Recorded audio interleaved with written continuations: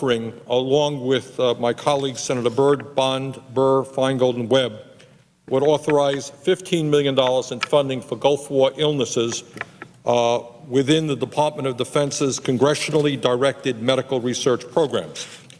These funds would go to a peer-reviewed research program open to researchers inside and outside of government, focusing on the chronic effects of neurotoxic exposures, body functions underlying the illnesses, and the identification of treatments. This funding level matches the funding level that is included in the Defense Appropriations Bill passed out of the committee a few weeks ago.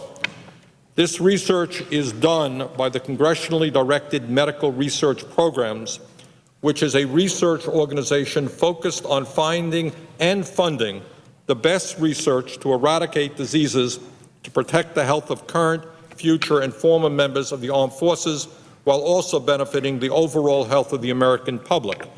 Importantly, Mr. President, just a few days ago, as a member of the Senate Veterans Affairs Committee, I can tell you that we had a very interesting hearing where we heard from the colonel at the DOD that runs this program that under the $5 million appropriated by Congress last year to them, and she described what has been happening.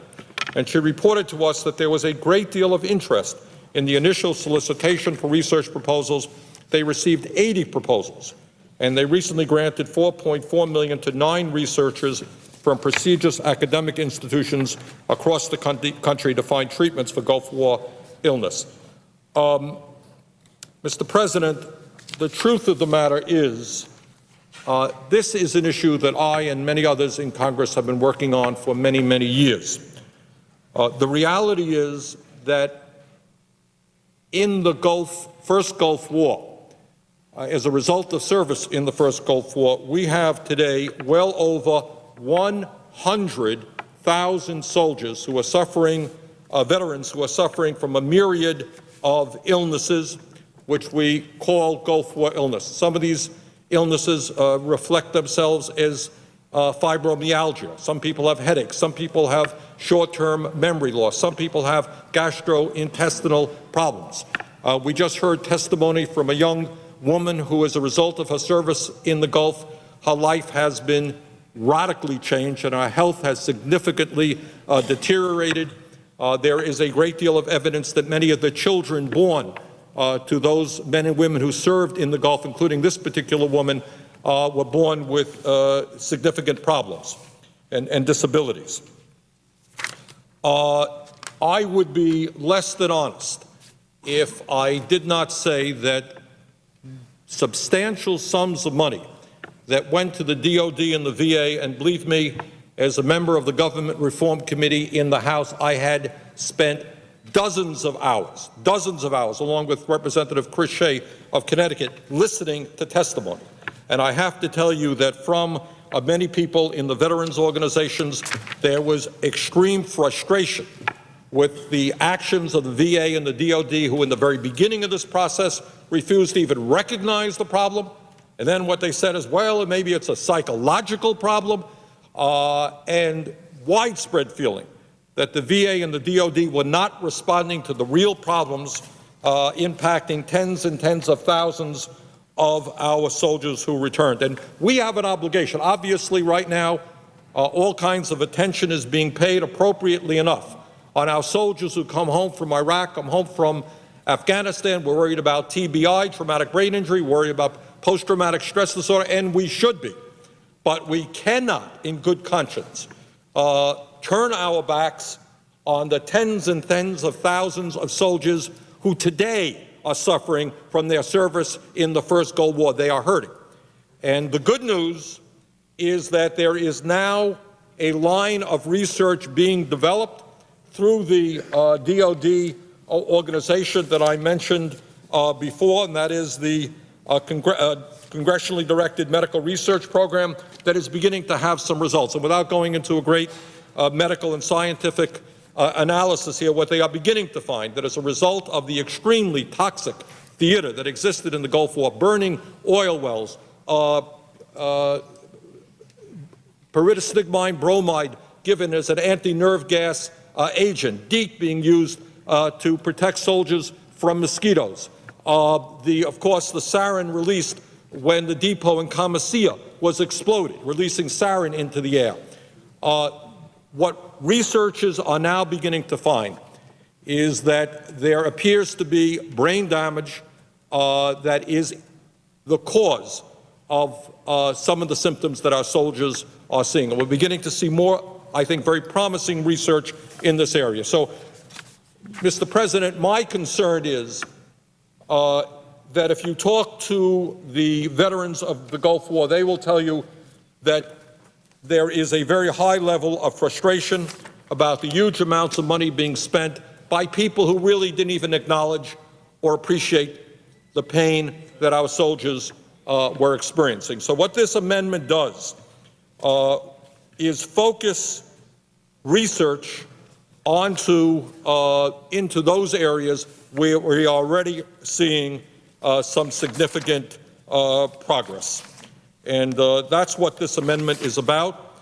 And I look forward to discussing this issue further with the members of the relevant committees when we return next week. That's one of the amendments that we are working on. The other amendment is amendment number 2905, which deals with a very immediate crisis. The former amendment dealt with what happened 16 years ago. And this is an amendment dealing with the problem that we are seeing today. I don't have to tell anybody in this body that the studies are very clear that we are likely to see a record-breaking level of post-traumatic stress disorder coming from service in the theater in Iraq. It appears at this point, based on several studies that I have read, that the numbers will be a lot higher in the Vietnam, and God only knows that Vietnam was high enough. And I think the evidence is pretty clear that we did not do a good job in addressing the post-traumatic stress disorder of those soldiers who came home from Vietnam. Now, what this amendment does, Mr. President, is it would create a $30 million pilot project. And I should indicate that this amendment is supported by Mr. Sununu of New Hampshire, Mr. Kerry of Massachusetts, and Mr. Brown, the sitting president of Ohio. And it builds on a program, a small program that we developed in the state of Vermont. And here's what the issue is. We can put zillions of dollars into research and into treatment for PTSD, but we'll only do a limited amount of good if we don't bring those soldiers who are hurting into the facilities and into the counseling for them and their families that could provide help. And I could tell you that in a rural state like Vermont, where you have people from the National Guard who do not have the active duty military infrastructure, a lot of these men and women will come home from Iraq, they'll return to their small towns, they will be hurting, their kids will be hurting, their wives will be hurting, and they are not going to stand up and say, you know what, I'm having nightmares. Or if I go under a tunnel, suddenly I have a panic attack. That's not what they are going to do. They're going to sit home, they're going to suffer, they're not going to know how to reach out for counseling. Some of them will be embarrassed. That's part of what the problem is. The history of the VA and the DOD is not good in reaching out, in knocking on doors. So what we've done in Vermont, working with the National Guard in cooperation with the VA, we have established what we call a door-knocking program, where we have men and women who served in Iraq going into our communities, knocking on doors, sitting down, having a cup of coffee, talking to the families, how are things going? Well, you know, my husband hasn't been able to sleep. Oh, really? And have that discussion. Reach out and say, you know what? The problem that you may be having is a problem being experienced by tens of thousands of other people in Iraq. Come on in. Talk to somebody in the VA. That's simply what this program is about. Now, there are some people who say that the VA does a good job historically in outreach. I don't believe that. I had to offer an amendment several years ago when I was a House to counteract a rule from the VA which basically said the VA cannot do any outreach at all. So we have a major problem. It's called post-traumatic stress disorder. Part of that problem is that people who are hurting are not going to stand up and say, I am hurting. How do I get help? That's part of what the problem is. And I think the answer to some degree, not the whole answer, is to have people who served in Iraq knock on doors, Maybe they're dressed in blue jeans. Maybe they're not. In an unofficial, informal way, sit down, have a cup of coffee, and try to assess what is going on. Mr. President, I appreciate your support for this amendment as well as others of the Senate. I think it's a very, very important amendment. I think we owe it to our soldiers, and I look forward to continuing this discussion early next week with my colleagues. And with that, I would yield back.